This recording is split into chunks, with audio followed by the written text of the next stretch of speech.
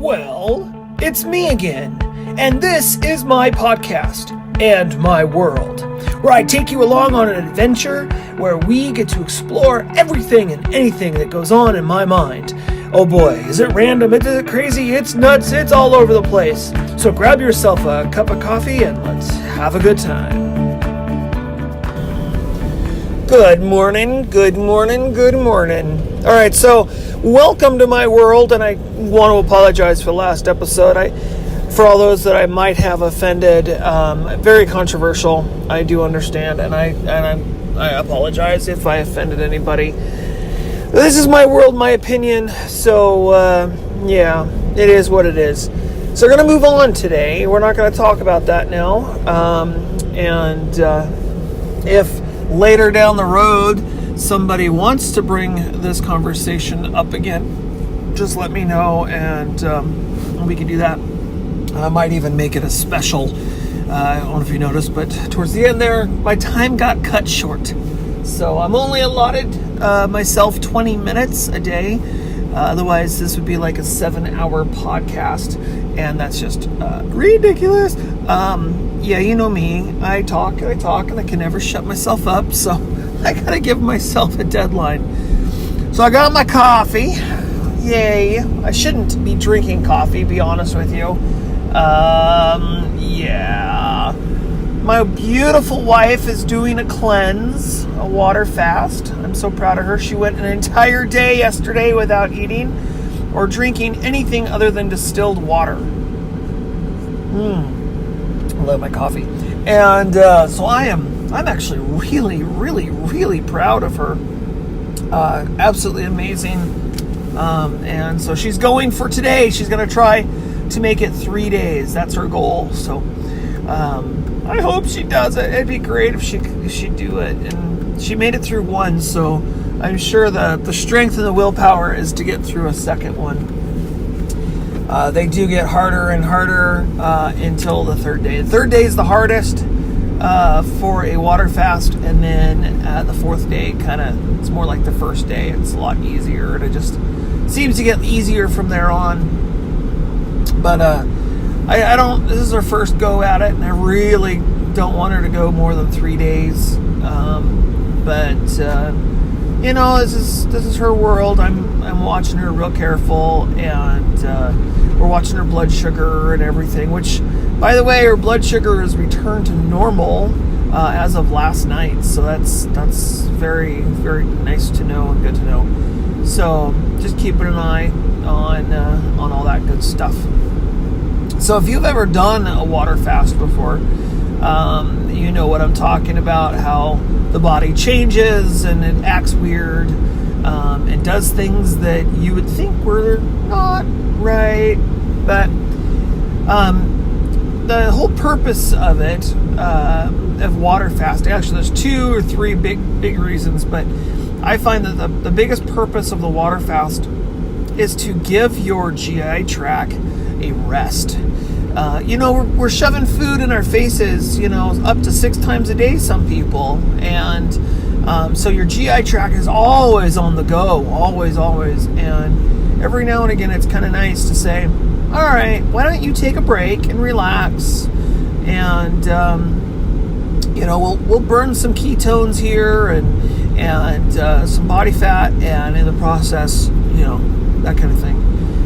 My theory to the whole thing is, back in the day, the reason we gained weight to begin with is because of the seasons. We used to eat food in the season. And so all spring, summer, and fall, we'd be just shoving food in our faces all the time, constantly eating whenever we got a chance. And then in the winter, we didn't have a whole lot of food. There was some here and there, but up here in the north especially, unless you're growing a lot of kale and stuff, or you've stored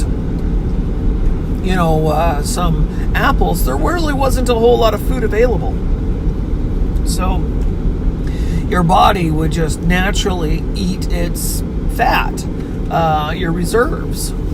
And with our modern society, we're shoving high calorie and carbohydrates into our system continuously. So our bodies are never able to burn what we have stored. So we just get bigger and bigger and bigger and bigger. Also, too, if you notice, children run around and they play and they're very high energy and rambunctious, and when they get into the adolescence, they start to slow down and they slowly gain weight, and then into adulthood they start getting larger. Not all of them, but most children, that's kind of how it happens, you know. And most adults don't have, actually I'd say probably almost all adults don't have the energy levels of children. And I think a lot of that's got to do with our diet. I think in nature, our energy level as adults, probably like, you know, let's say the last 200 years, maybe 300 years, I think, I don't know, I wasn't there, but my guess is we had more energy than what we have now. You know, when you got guys out in the fields, you know, doing whatever it takes and all this kind of stuff, you know, working all day long, and I'm sure the energy level is up there and it stays up there because, you know, they say if you don't use it, you lose it. Well, if you're active, you stay active, and if you become, you know, non-active, you know, what they call it, whatever it's called,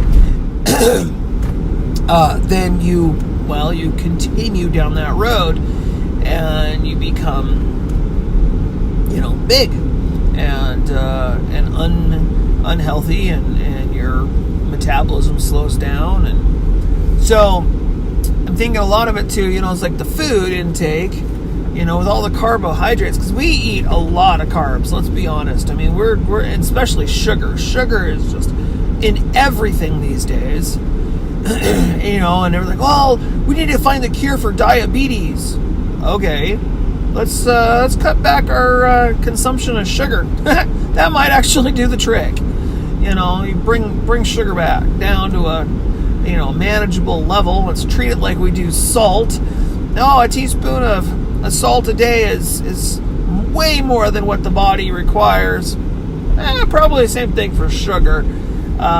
You know, a teaspoon of sugar a day, might be more than enough. We are addicted to the sweet. That is for darn sure. I know I am. I know a few of you are. Everybody out there that that's probably listening to me likes a nice piece of candy or a sweet soda or coffee or tea or something every now and again. Sorry, I had to take another swig of my coffee. Well, that's another thing. I drink coffee with creamer in it, and the creamer that I drink my coffee with is extremely high in sugar. You know, I don't add any extra sugar outside the creamer, but it's still got a lot of sugar in it. That's just the way we are. You know, I mean, breads, you know, when you digest bread, immediately it turns straight to sugar. And that's how your body burns it. You know, your body burns one or two ways. You either turn food into sugar or carbohydrates into sugar, and you burn the sugar for for energy, or your body burns your fat cells, which still also get turned into sugar, basically. So you go, this is a new one. This is one that's been around for a while. This one's really silly. I'm going to go on a low-fat diet. Okay, a low-fat diet. That sounds interesting.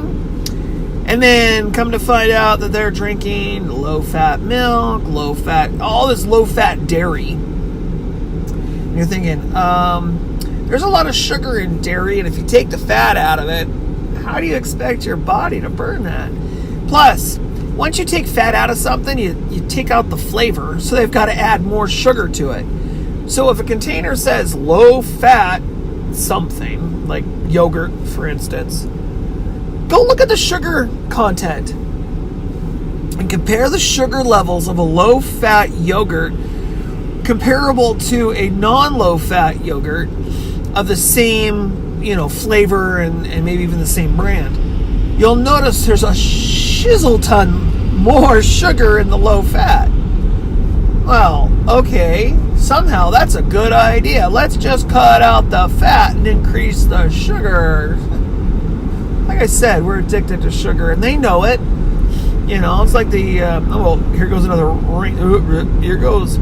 It's like the FDA, Food and Drug Administration. Why are they the same entity? They should be two separate entities. The Food Administration and the Drug Administration. See, they work hand in hand, and they have these partnerships and this thing where and this is my personal opinion, right? Okay, but the whole show is nothing but my personal opinion, is where they put stuff in the food that they know is not completely healthy, but things that, that are good because it makes it shelf stable or adds flavor to it or coloring to make it more appetizing to eat the crap, that kind of stuff. So they add all this stuff to food, which they know the body doesn't know what to do with and doesn't know how to digest and doesn't know how to take care of, which then in turn makes you sick. And then the drug part of the FDA says, okay, well, you have a headache, so let's prescribe a medication that takes care of the headache, but we're not going to fix what causes the headache. Or, oh, here's a drug to help with inflammation and the pain of your arthritis, but we're not going to stop what's causing the arthritis.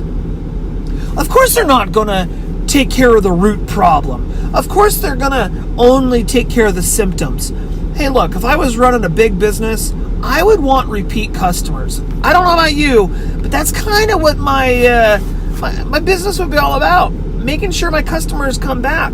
Well, that's kind of what the FDA is. They want you to be addicted to the food and love the food, but they want the food to assist in making you unhealthy so they can turn around and sell you the drugs to try to, combat the symptoms. But they will never, ever find a cure for anything because there's no money in it. Here's a good example. Cancer. Now, this is a very touchy topic, and I'm sure a lot of people are going to be really mad at me, but I'm a 16-year cancer-free patient of Hodgkin's lymphoma. I had a full-body radiation, chemotherapy, and a stem cell transplant at Fred Hutchinson in Seattle, okay? So I've got a little bit of history here. Fought it for 2.5 years, met a lot of people in the process. And I go to these rallies that are put on, Relay for Life, that are put on for the American Cancer Society. And I do the same thing every single year, raise a buttload of money for cancer research. Then you start diving into it, and you figure out what kind of research they're doing. They're not trying to find a cure for cancer, people. They're trying to find a better drug. That's what they're trying to do. They don't want to cure the thing that started the whole thing. No. They don't want to do that because that'll take down another industry. No, they want to pump you full of drugs that will damage you and the cancer, hoping that you stay alive, barely, so that you require even more drugs from them just to survive later down the road. They don't want to cure it. They're lining their pockets with your wonderful tax-paying dollars. So why the heck would they ever want to cure it? I mean, think about the billions and billions and billions of dollars in research. Okay, great. What about the billions and billions of dollars what the doctors are making, what the drug manufacturers are making, the nurses and the RNs and the CNAs, and I mean the whole industry. If you cured cancer tomorrow, which by the way, there's a cure for cancer, my opinion again, but don't believe me, go see yourself a doctor, and listen to what they have to say. But there's been a cure for cancer since at least World War II with Max Gerson and Gerson therapy. They know what causes cancer. It is all of the chemicals and the garbage and the junk and the artificial this and that and the hormones and the trash that we put into our food. Body can't digest it. So your body says, well, your liver anyways, says, well, I don't know what this is, so I'm just going to hold on to it. I may need it in the future. And then when your liver's full, it can't do its job anymore. Oh, darn, it can't do its job. So now what is it going to do? Well, now it's going to have to put the garbage and the chemicals in different parts of the body and hold on to it in different parts of the body so it can still function. That's cancer. You know, we're led to believe that cancer is this all evil.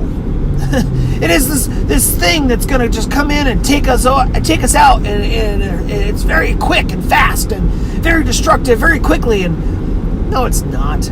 You know, but when you finally discover cancer, guess what, people? You've probably already had it for a year or two or more.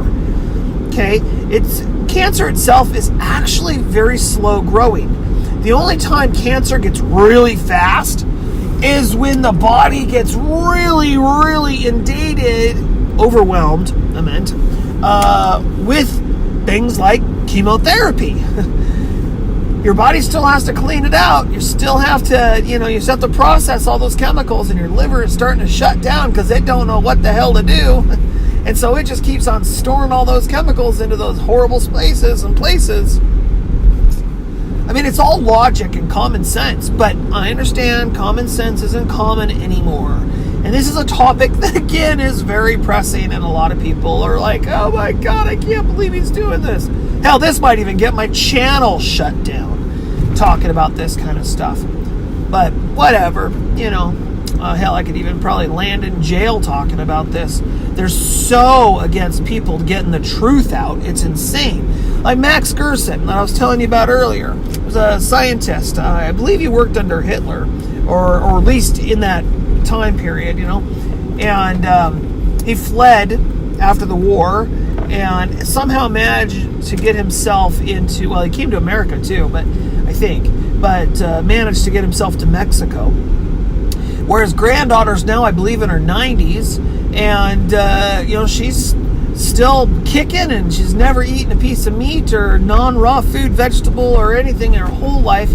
Extremely healthy, and they've cured thousands and thousands and thousands and thousands and thousands and thousands of people just by simple things. Grandma said, you are what you eat. Well, she wasn't wrong.